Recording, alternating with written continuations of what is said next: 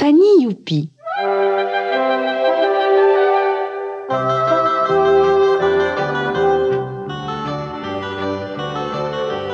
Il était une fois un vieux bûcheron qui avait de nombreux enfants.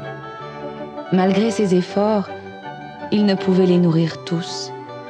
Un jour, il donna à chacune de ses 3 plus jeunes filles une tartine de pain et les envoya ramasser du bois. Les 3 fillettes s'enfoncèrent au plus profond de la forêt. Et quand elles voulurent revenir à la maison, elles ne retrouvèrent plus leur chemin. Elles mangèrent leur pain, marchèrent encore et s'égarèrent un peu plus. La nuit tombait lorsqu'elles aperçurent une petite lumière et bientôt une maisonnette. Fanny Youpi, la plus jeune et la plus hardie, frappa à la porte. Une femme vint ouvrir et leur demanda ce qu'elle désirait. Fanny répondit avec aplomb: « Quelque chose à manger. »« Manger » dit la femme. « Manger, c'est mon géant de mari qui va vous manger en moins de 2. » Mais comme elles étaient épuisées, Fanny supplia tant la femme que celle-ci finit par les installer à table.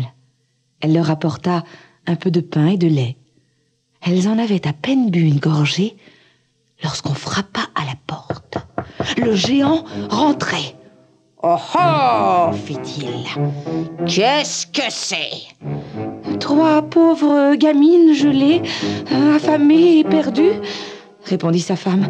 « Mange, mon homme, je m'occupe d'elles. » Le géant ne dit rien, s'assit et avala son repas. Entre chaque bouchée, il regardait du côté des fillettes. Comme le géant avait lui aussi 3 filles, sa femme installa Fanny et ses sœurs dans leur lit, pensant qu'elles seraient ainsi à l'abri. Cependant, avant d'aller se coucher, le géant accrocha 3 chaînes d'or au cou de ses 3 filles et noua 3 colliers de paille autour du cou de Fanny et de ses sœurs. Bientôt, toutes les fillettes s'endormirent profondément dans le grand lit. Toutes, sauf Fanny, qui se leva sans bruit et échangea les colliers d'or contre les colliers de paille. Ainsi, Fanny et ses sœurs portaient les chaînes d'or et les filles du géant les colliers de paille. Au milieu de la nuit, le géant vint dans la chambre sur la pointe des pieds, en tâtonnant avec ses grandes mains. Il tira du lit les 3 filles au collier de paille, les emporta et les enferma dans sa cave. Fanny pensa alors qu'il était temps pour elle et ses sœurs de s'enfuir. Elle les réveilla et toutes les 3 se glissèrent dans l'escalier. Elles franchirent la porte d'entrée, pénétrèrent dans la forêt et coururent jusqu'à l'aube. Au lever du jour, elles arrivèrent devant une autre maison qui comportait 100 fenêtres. Elle était située près d'un lac couvert de cygnes sauvages et entourée de statues de pierre. C'était le palais du roi.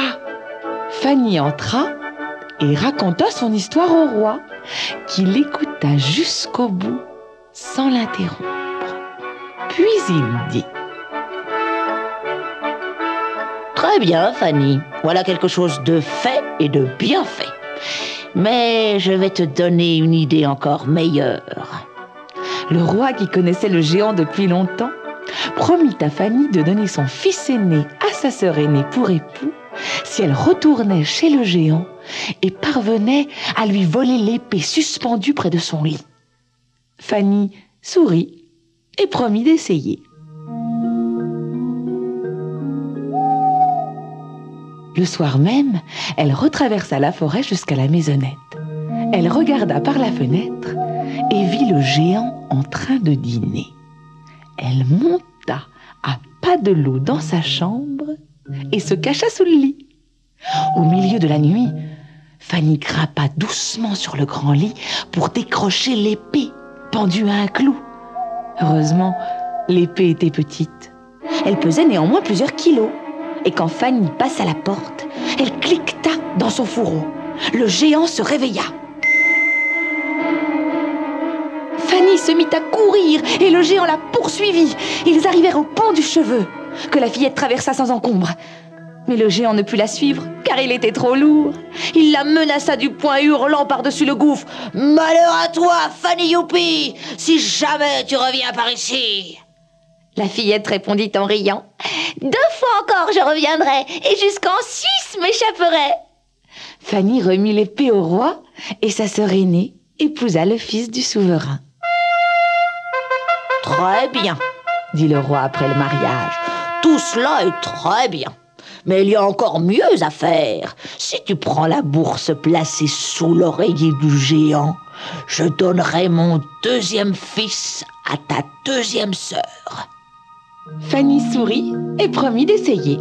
Elle fila à travers la forêt jusqu'à la maisonnette. Le géant était toujours là, engloutissant son dîner comme d'habitude. Cette fois, la fillette se glissa dans son armoire à linge, sans air pour respirer.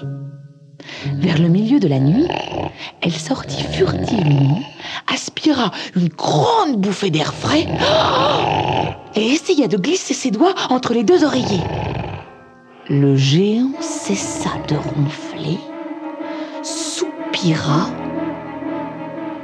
puis recommença à ronfler. Fanny avança encore un peu ses doigts. Le géant grommela dans son sommeil. Sa femme lui dit « Calme-toi, mon homme. Ce ne sont que ces os que tu as avalés pour ton souper. » Fanny avança encore plus alors ses doigts et elle sentit la bourse. Mais au moment où elle s'en saisissait, une pièce d'or tomba et tinta sur le sol. Cette fois, le géant se réveilla. Alors Fanny courut, et le géant courut, et tous 2 coururent jusqu'au pont du Cheveu. Fanny le traversa, le géant s'arrêta, car lui ne pouvait le passer. Il cria « Malheur à toi, Fanny Youpi, si jamais tu reviens ici !» Mais Fanny ne fit que rire. « Une fois encore je reviendrai, et jusqu'en France m'échapperai !» Elle porta la bourse au roi, et sa 2e sœur épousa le 2e fils du roi au cours de grandes réjouissances. « Bon, très bien, dit le roi quand tout fut fini.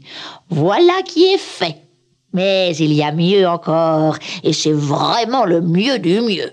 Va voler l'anneau du géant, et mon plus jeune fils sera à toi. » Fanny se mit à rire et regarda le plus jeune fils du roi. Elle fronça les sourcils, rit encore, puis déclara qu'elle voulait bien essayer. Cette fois, après s'être glissée dans la maison du géant, elle se cacha près de la cheminée.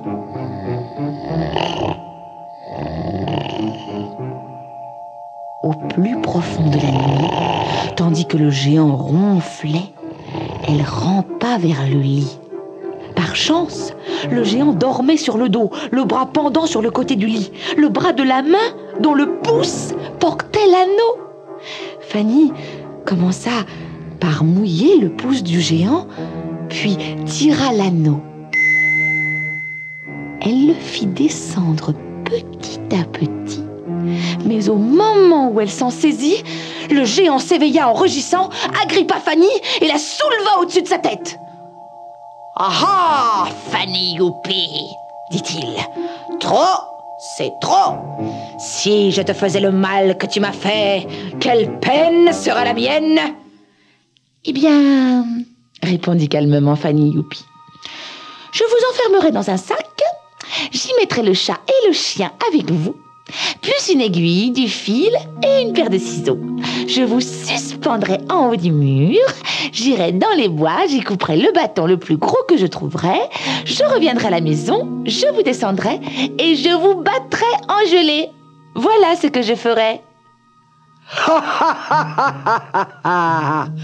« Eh bien, Fanny, dit le géant en gloussant de rire, c'est exactement ce que je vais faire de toi. » Il alla donc chercher un sac, mit Fanny dedans, avec le chat et le chien par-dessus, une aiguille, du fil et une énorme paire de ciseaux.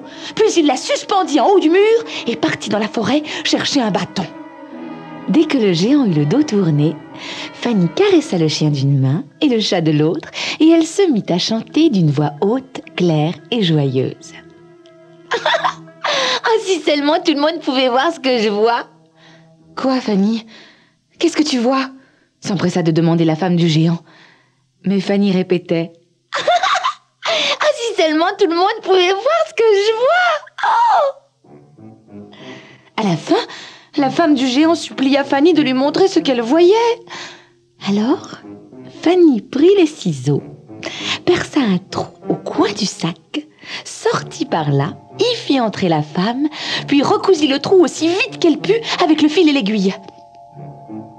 Or, il faisait noir dans le sac, et la femme du géant ne vit rien du tout. Elle demanda donc à Fanny de la sortir de là.